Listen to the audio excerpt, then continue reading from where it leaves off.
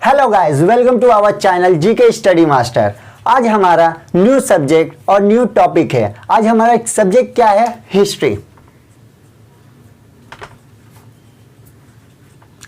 जैसा कि हम लोग जानते हैं, हिस्ट्री जो इंडियन हिस्ट्री के बारे में हम लोग डिस्कस करेंगे, इसको इंडियन हिस्ट्री को 3 पार्ट में डिवाइड किया जाता है। एक है एंशिएंट हिस्ट्री, दूसरा है मेडिवल हिस्ट्री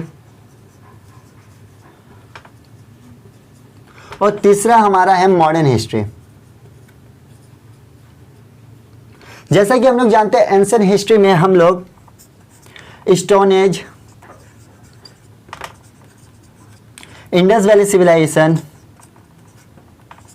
वैदिक सिविलाइजेशन और भी जो हम लोगों का एंशिएंट हिस्ट्री में आता है उसको डिस्कस करेंगे। लेकिन आज हमारा जो न्यू टॉपिक रहेगा वो है मॉडर्न इंडिया का। उसमें हम लोग डाउनफॉल ऑफ मुगल के आज डिस्कस करेंगे। सबसे पहले अगर मेडिवल की हम लोग बात करते हैं, क्या आप जानते हैं मेडिवल में इन्वेशन ऑफ मुस्लिम होता है। मुस्लिमों के अटैक की वजह से मेडिवल इंडिया में सिर्फ इस्लाम के बारे में ज़्यादातर डिस्कशन होता है।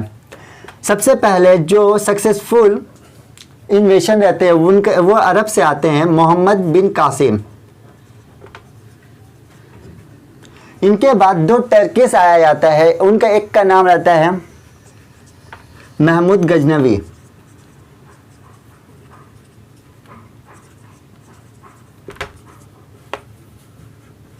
महमूद गजनवी के एक गुलाम रहते हैं या स्लैब या इनको ये बोल सकते हैं सन इन लॉ रहते हैं, जिनका नाम रहता है मोहम्मद गोरी।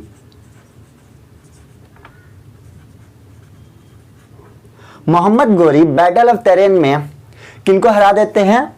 पृथ्वीराज चौहान को हरा देते हैं और इस्टेब्लिश करते हैं यहाँ पर क्या मुस्लिम एम्पायर यहाँ पे इस्टेब्लिश किया जाता है। लेकिन ये इनके जो एक सन इन लॉ रहते हैं जिनका नाम रहता है कुतुबुद्दीन ऐबक।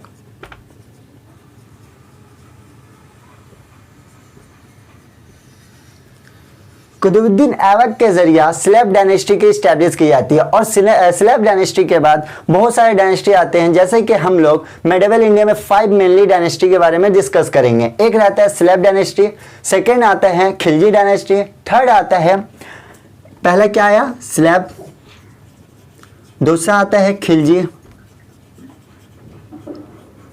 तीसरा आता है हम लोग का तुगलक डायनेस्टी, चौथा आता है हम लोग का सैयद डायनेस्टी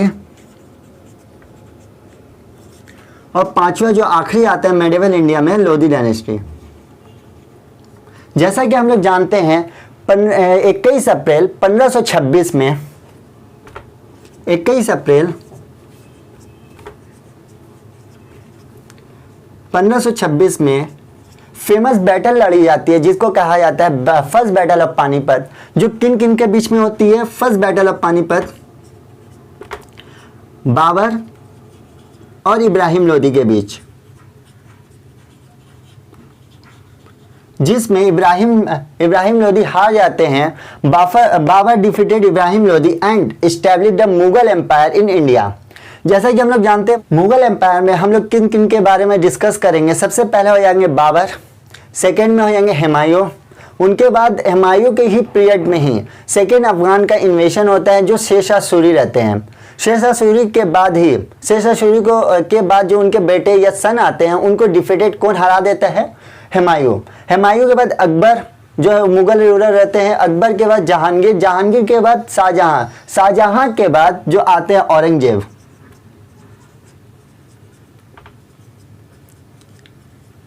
हिस्टोरियन का कहना है जब औरंगजेब की डेट होती है 1707 में, उनके बाद ही हमारा मॉडर्न इंडिया स्टार्ट होता है। सो हम लोग आज मॉडर्न इंडिया के स्टार्ट करने वाले हैं और सबसे पहले ही हमारा टॉपिक क्या रहेगा? Downfall of Mughals.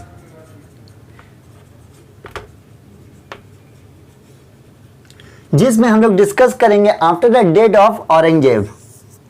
सो ये वीडियो मैं स्टार्ट करने जा रहा हूं, उससे पहले आप इस वीडियो को लाइक, सब्सक्राइब और शेयर जरूर कर दें। So let start our class modern India की। जो हमारा टॉपिक रहेगा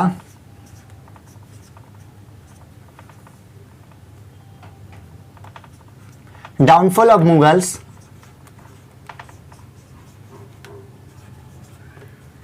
या हम लोग इसको बोल सकते हैं डिक्लाइन ऑफ मुगल्स, जिसमें मेनली हम लोग औरंगजेब के बाद वाले जितने भी रूलर्स आएंगे उन लोगों के बारे में डिस्कस करना है। औरंगजेब जो मुगल रूलर रहते हैं मेडिवल इंडिया के, औरंगजेब की जो रूलिंग पीरियड रहती है ये 1658 से 707 तक रहती है। After the date of Aurangzeb की डेट के बाद हिस्टोरियन का कहना है कि मॉडर्न इंडिया स्टार्ट होती है।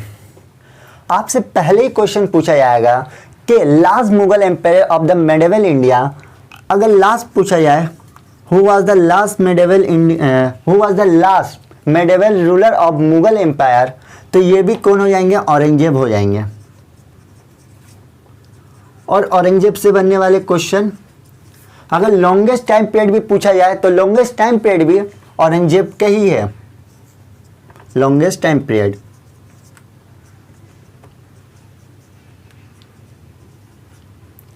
जैसा कि हम लोग जानते हैं औरंगजेब ही सबसे ज्यादा अपने पास सूबे रखा क्या करते थे। अब ये सूबे क्या हुआ करते हैं, सूबे का हम लोग जानते हैं उसे कहा जाता है जो एक स्टेट है। जैसा कि हम लोग जानते हैं सबसे ज़्यादा सूबे रखने वाले भी औरंगजेब है। औरंगजेब अपने शासन में कितने सूबे किया करते थे, 21 कहाँ के। सबसे पहला अगर पूछा जाए तो पहला हो जाएगा, पहला मतलब एक जो रखा करते थे वो अफगानिस्तान के राजधानी काबुल में हुआ करता था, काबुल अफगानिस्तान। 14 सूबे रखा करते थे नॉर्थ इंडिया, और 6 सूबे रखा करते थे साउथ इंडिया में। अब सबसे इंपॉर्टेंट क्वेश्चन जो पूछा जाता है औरंगजेब के रिलेटेड, जब औरंगजेब की डेट होती है 1707 में, ये कहाँ पे होती है, तो औरंगजेब की डेट जब जहाँ पे होती है वो है अहमदनगर। अब ये अहमदनगर कहाँ पर है, महाराष्ट्र।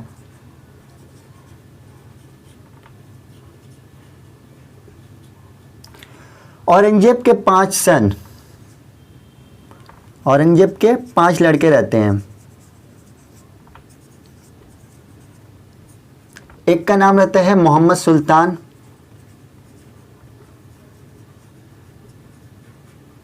दूसरे रहते हैं मोहम्मद अकबर, तीसरे रहते हैं मोहम्मद मुअज्जम,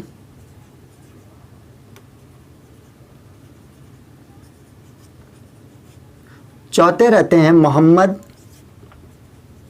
आजम, पांचवें रहते हैं मोहम्मद कमबख्श।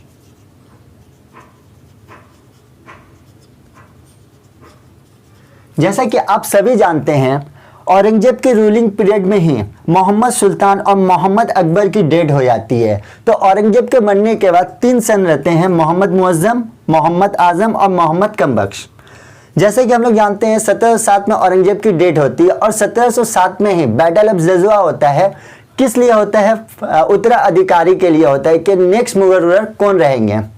तो देखते हैं 1707 में बैटल ऑफ जजाव होता है।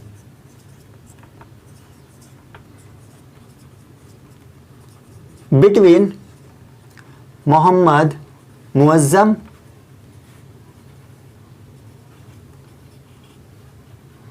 एंड मोहम्मद आजम।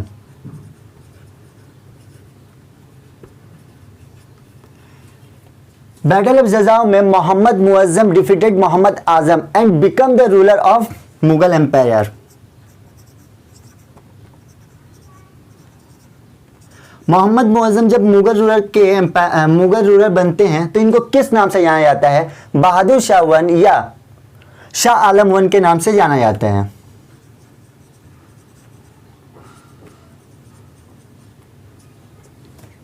जैसा कि हम लोग जानते हैं ये 1707 से लेकर 1712 तक इनके रूलिंग पीरियड रहती है, 7 से 1712 तक। जैसे ही मुगल रूलर बनते हैं 1709 में, इनके जो आखिरी भाई रहते हैं मोहम्मद कम बख्श, इनके खिलाफ रिवोल्ट कर देते हैं, रिवोल्ट ऑफ मोहम्मद कम बख्श।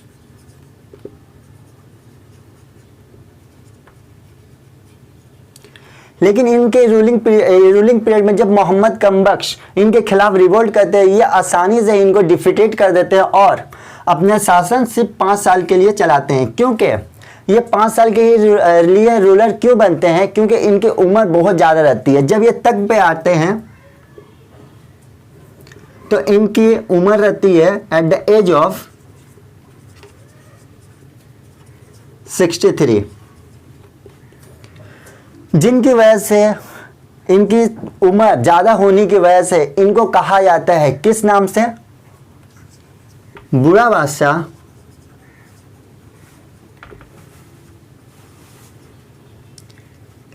या शाह बेखबर के नाम से इनको जाना जाता है। जैसा कि हम लोग जानते हैं इनकी उम्र ज़्यादा होने की वजह से ये जंग करना नहीं चाहते हैं, इसलिए ये मिल मिलाप की नीति अपनाते हैं। मिल मिलाप, सबसे पहले ये मिल मिलाप किससे करते हैं? 1707 में ही जो 10 गुरु रहते हैं, जो 10 गुरु रहते हैं ऑफ द सिखिज्म के, कौन रहते हैं? गुरु गोविंद सिंह।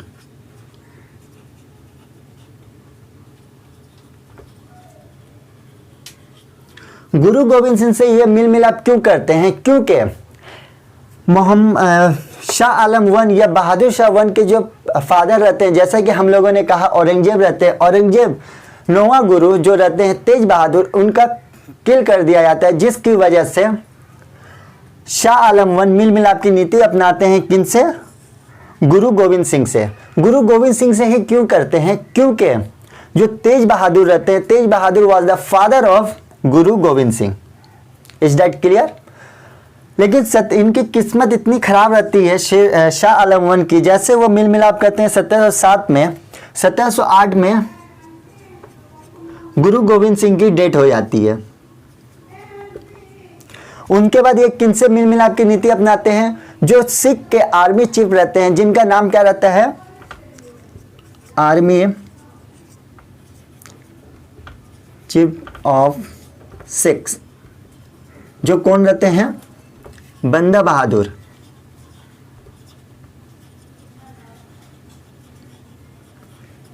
इनसे ये मिल मिलाप की नीति अपनाते हैं। और भी बहुत 2 आदमी और इम्पोर्टेंट पर्सनालिटी है जिनसे ये मिल मिलाप की नीति अपनाते हैं, क्योंकि इनकी उम्र जैसे कि हमने कहा 63 ईयर रहता है, इसलिए ये जंग करना नहीं चाहते हैं।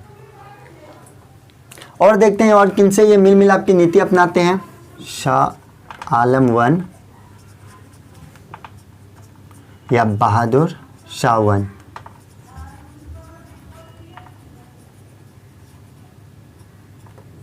और ये किन किन के साथ मिल मिलाप की नीति अपनाते हैं? सबसे पहले मिल मिलाप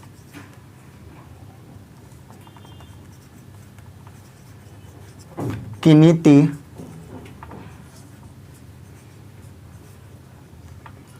किससे करते हैं? चूड़ामन के जट के साथ।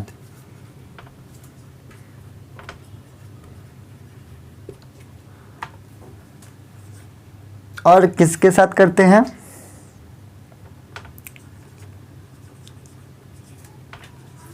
बंडेला सरदार के साथ। और जैसे कि हम लोग जानते हैं औरंगजेब के रूलिंग पीरियड में 1658 में अरेस्ट कर लिया जाता है किसको? साहो को। Now the question arises, who is Saho? Saho was the grandson of Shivaji Maharaj.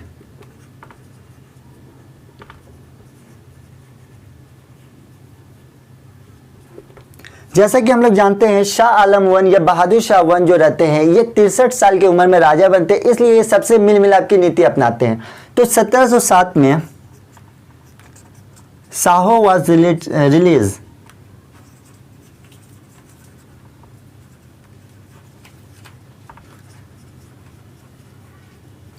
लेकिन 1707 में एक और बैटल होता है जो बहुत ही फेमस बैटल है।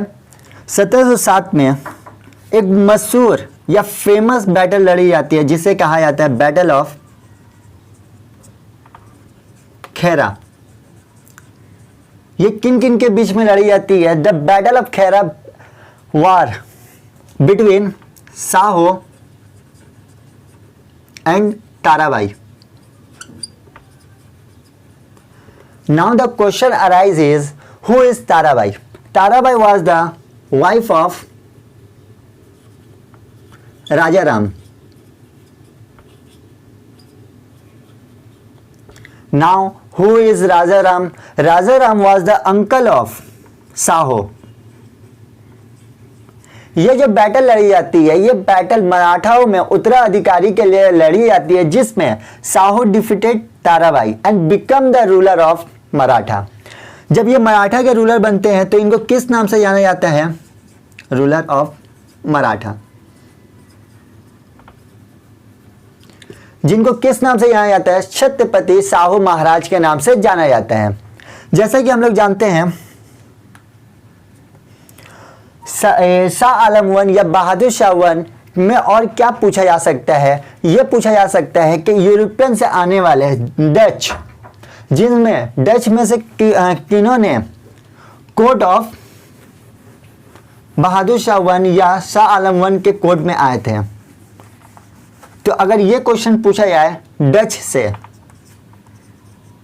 डच से आने वाले जो पर्सन थे उनका नाम था शिष्टमंडल।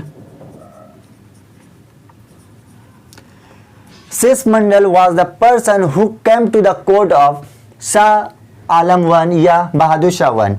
और अगर पूछा जाए पुर्तगाल से, तो पुर्तगाल से आने वाले कौन थे? एक लेडीज थी जिनका नाम था जुलियाना। जुलियाना की बातचीत से शाह आलम वन ने जुलियाना को टाइटल दिया एक बीवी, दूसरा टाइटल दिया फिदवा।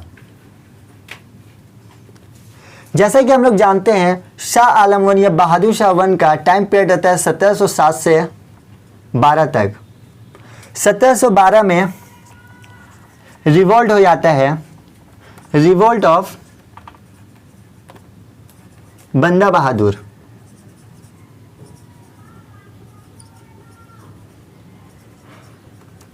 जैसे कि शाह आलम वन बहुत बूढ़े रहते हैं, ये रिवोल्ट में चले जाते हैं किनके? बंदा बहादुर के शांत करने के लिए, इसलिए इनकी 1712 में ही डेट हो जाती है। इनके बाद जो नेक्स्ट मुगल रूलर बनते हैं उनका नाम रहता है जहांगीर शाह।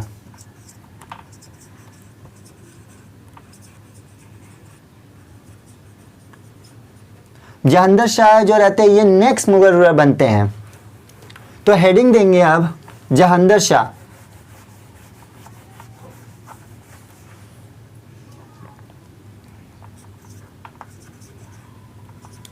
जहांगीर शाह जो 1712 से 1713 तक सिर्फ एक साल के लिए ही मुगल रूलर बनते हैं। ये क्यों एक साल के लिए मुगल रूलर बनते हैं और इनको क्यों हटा दिया जाता है? We are going to discuss now.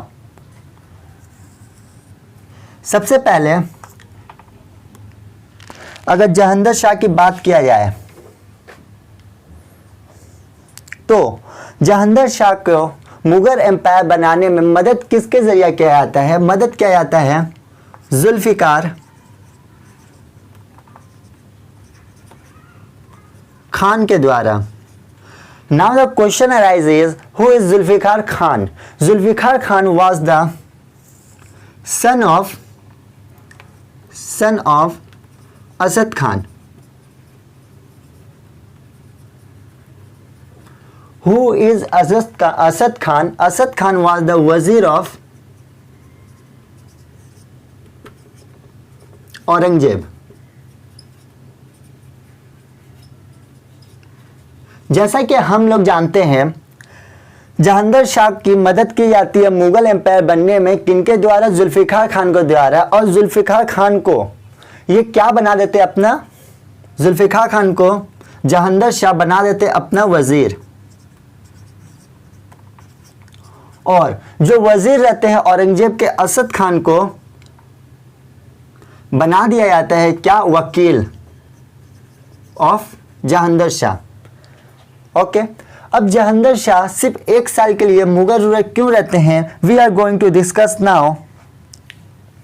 उससे पहले हम लोग ये डिस्कस करते हैं कि जहांगीर शाह भी पावरफुल रूलर नहीं रहते हैं, क्योंकि डाउनफॉल ऑफ मुगल में जैसे ही औरंगजेब की डेथ होती है तो उनके बाद जितने भी मुगल रूलर आते हैं सब कमजोर रहते हैं, इसलिए ये भी मिल मिलाप की नीति अपनाते हैं। सबसे पहला जो ये मिल मिलाप करते हैं जय सिंह से। अब जय सिंह कौन रहता है? जय Singh was the ruler of Amer. इनको टाइटल दी जाती है जय सिंह को सवई और मिर्जा राजा की। इनको सूबेदारी दी जाती है कहाँ के? मालवा के। ये पहला मिल मिलाप की नीति अपनाते हैं जय सिंह के साथ। दूसरे पर्सनालिटी कौन रहते हैं? दूसरे जो रहते हैं अजीत सिंह।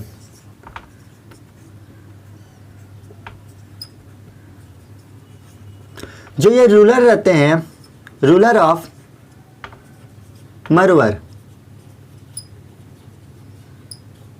जिनको सूबेदारी कहाँ की दी जाती है? इनको जो सूबेदारी दी जाती है गुजरात की।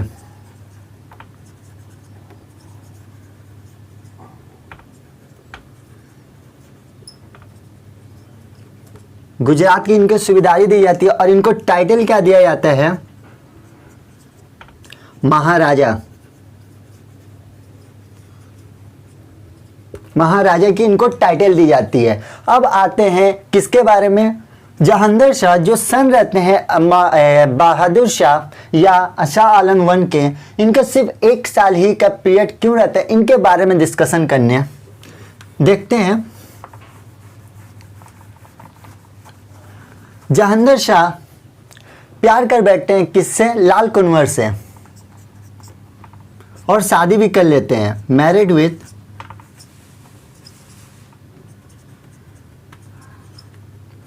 लाल कुनवर। अब लाल कुनवर से वो मैरिड के लिए तो क्या हो गया? वो तो राजा रहते हैं, लेकिन Lal Kunwar was a prostitute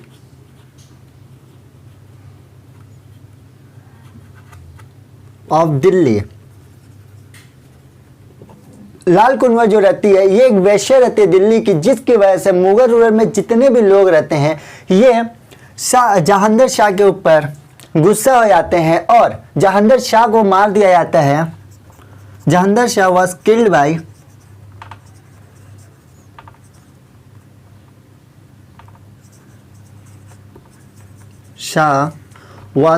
bye फर्रुखशियार।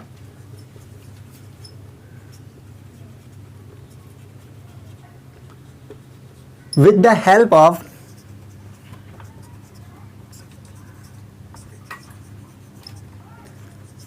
Syed brothers.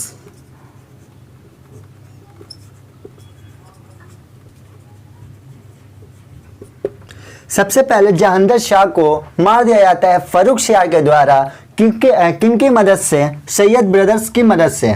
अब ये सैयद ब्रदर्स कौन रहते हैं? इतिहास में सैयद ब्रदर्स को किंग मेकर्स के नाम से जाना जाता है, क्योंकि फर्रुखशियार की मदद करते हैं। उनके बाद जितने भी 2-3 रूलर जो आते हैं उनकी मदद करते हैं मुगल एम्पायर बनने में। अब ये सैयद ब्रदर में कौन कौन रहते हैं? अब्दुल्ला खान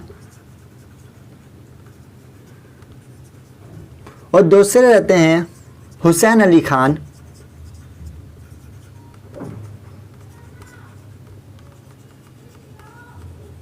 जैसा कि हम लोग जानते हैं जहांगीर शाह के टाइम पीरियड सिर्फ 1 साल के लिए रहते हैं और जो नेक्स्ट मुगल रूलर बनते हैं वो बनते हैं फर्रुखशियार।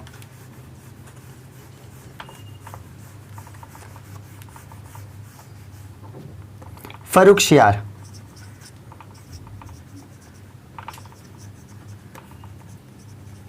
जो 1713 से 1719 तक रहते हैं। जैसे कि हम लोग जानते हैं फर्रुखशियार की मदद किसके द्वारा की जाती है? सैयद ब्रदर्स के द्वारा की जाती है। इसलिए अब्दुल्ला खान को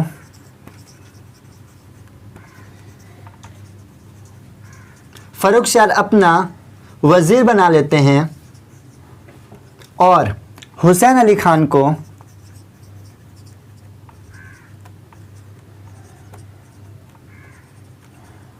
अपना आर्मी चीफ बना लेते हैं। ये क्वेश्चन हमेशा मुगल एम्पायर से पूछा जाता है। आर्मी चीफ ऑफ मुगल्स को किस नाम से जाना जाता है? मीर बख्शी।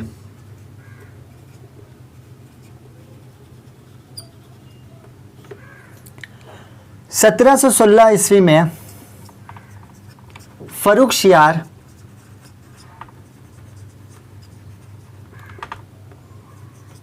किल्ड बंदा बहादुर।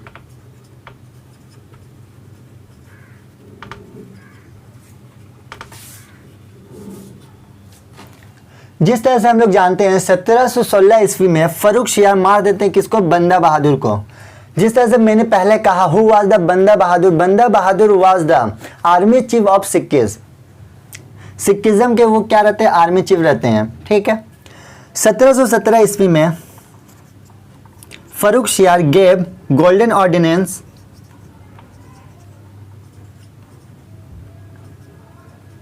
To the Britishers.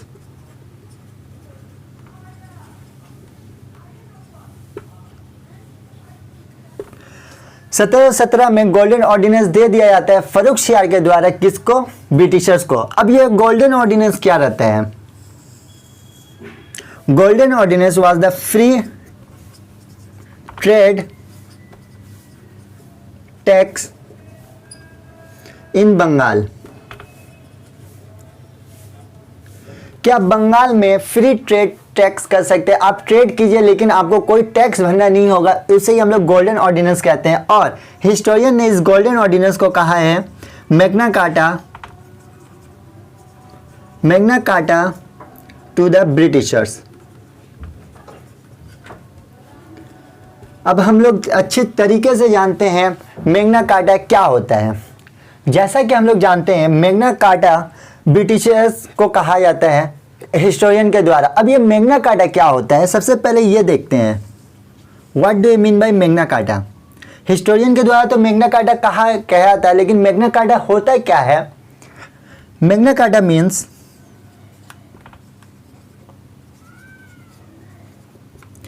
1215 ईस्वी में king Johan gave fundamental rights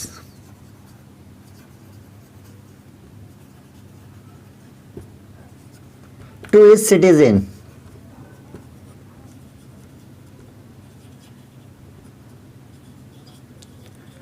Magna carta 1215 ईस्वी में किंग जोहन ने जो थे उन्होंने दिया था fundamental right to his citizen.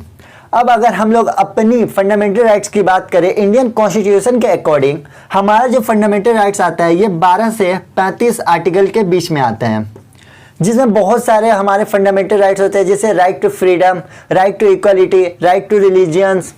ये इस टाइप के हमारे जो आर्टिकल आते हैं जो फंडामेंटल राइट के नाम से जाना जाता है, जो 12 से 15 आर्टिकल में आता है। यही फंडामेंटल राइट्स को इंडियन कॉन्स्टिट्यूशन में Magna Carta of the Indian constitution के नाम से भी जाना जाता है। Is that clear to everyone? Okay, आगे चलते हैं।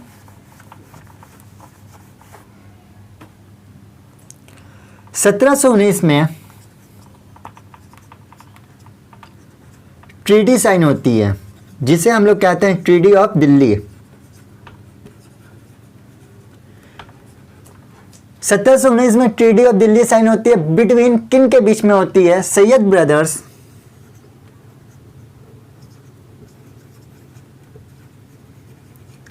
और बालाजी विश्वनाथ के बीच।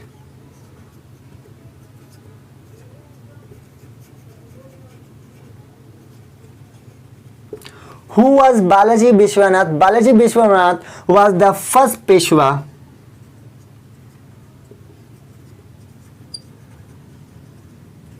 of the Maratha. Balaji Vishwanath जो रहते हैं फर्स्ट पेशवा रहते हैं मराठा का। अब ये पेशवा क्या होता है?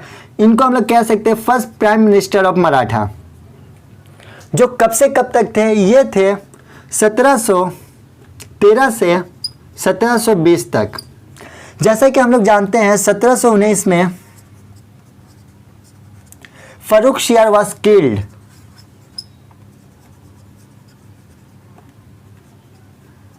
फर्रुखशियार was killed by Sayyid brothers. Sayyid brothers के द्वारा फर्रुखशियार को मार दिया जाता है 1719 ईस्वी में, विद द हेल्प ऑफ किनकी मदद से? बालाजी विश्वनाथ की मदद से।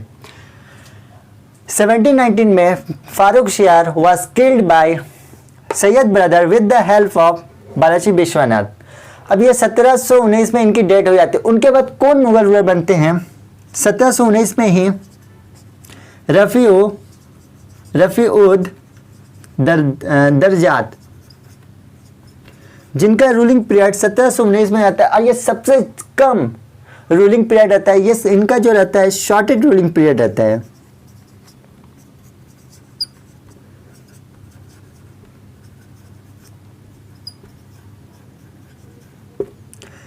इनका सिर्फ और सिर्फ 3 महीने का ही रूलिंग पीरियड रहता है।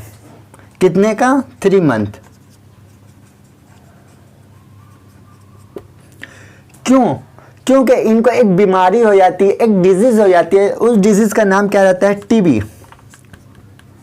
टीबी का फुल फॉर्म क्या होता है? ट्यूबरकुलोसिस। ये जो टीबी की बीमारी हो जाती है, जिनकी वजह से इनकी डेथ हो जाती है। इनके डेथ के बाद इनका ही जो भाई रहता है, ब्रदर्स रहता है, उनका नाम क्या रहता है? रफ़ीउद्दौला। रफ़ीउद्दरजात के बाद उनके ही जो भाई रहते हैं, रफ़ीउद्दौला को बनाया जाता है मुगल रूलर, रफ़ीउद्दौला। ये भी शॉर्ट पीरियड के लिए रूलिंग मुगल रूलर बनते हैं, जिनका जो टाइम पीरियड रहता है 3.5 महीने रहता है, मीन्स 3.5 मंथ।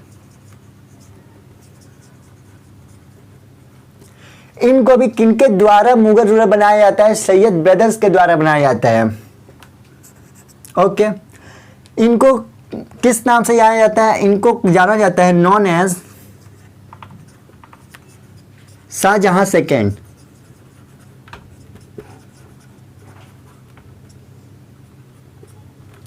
जैसे कि हम लोग जानते हैं इनका मंथ कितना रहता है? 3.5 महीने के लिए ये भी मुगल रूलर बनते हैं। क्यों?